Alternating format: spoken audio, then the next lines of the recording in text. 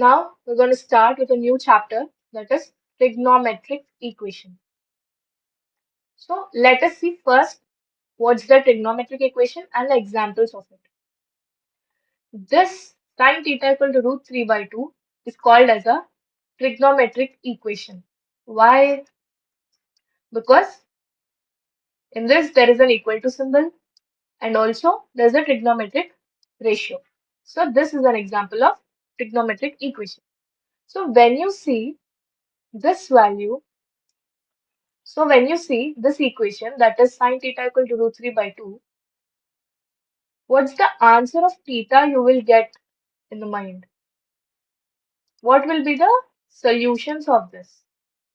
The first answer that strikes your mind is theta equal to pi by 3. That is nothing but 60 degrees.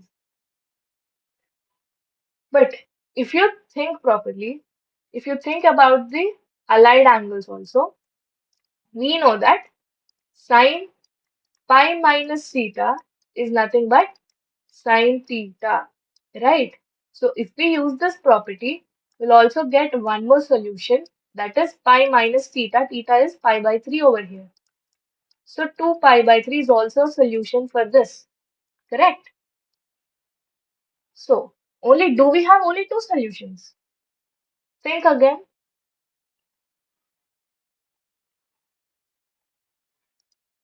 And again, there is a one more property for sine, that is sine of 2n pi plus theta is equal to sine theta.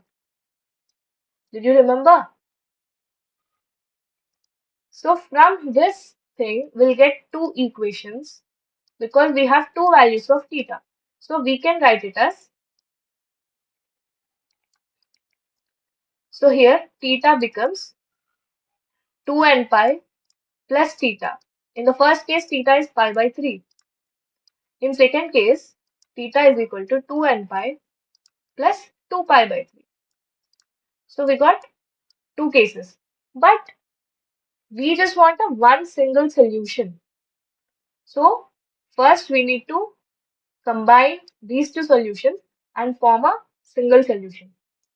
So from here we can write it as theta becomes 2n pi plus pi by 3 as it is. Niche and below it is theta equal to 2n pi and 2 pi by 3 can be written as again pi minus pi by 3. So if you take common from this, it becomes 2n plus 1 times pi minus pi by 3. So if you observe properly over here, if there is an even integral multiple of pi, there is a plus theta. And if it is odd multiple of pi, it is minus theta, right? So from here, we can write it as theta is equal to m pi plus minus 1 whole power m into pi by 3, where m belongs to all the integers.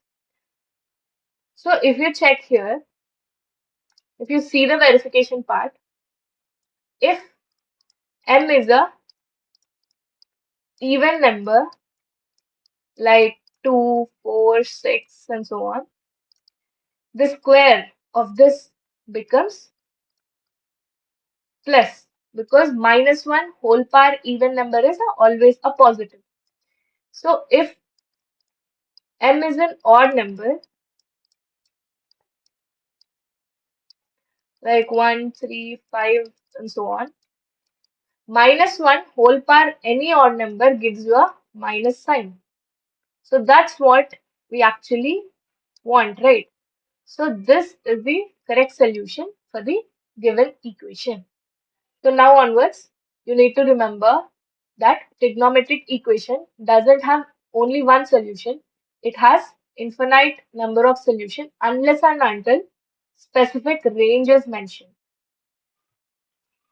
Okay.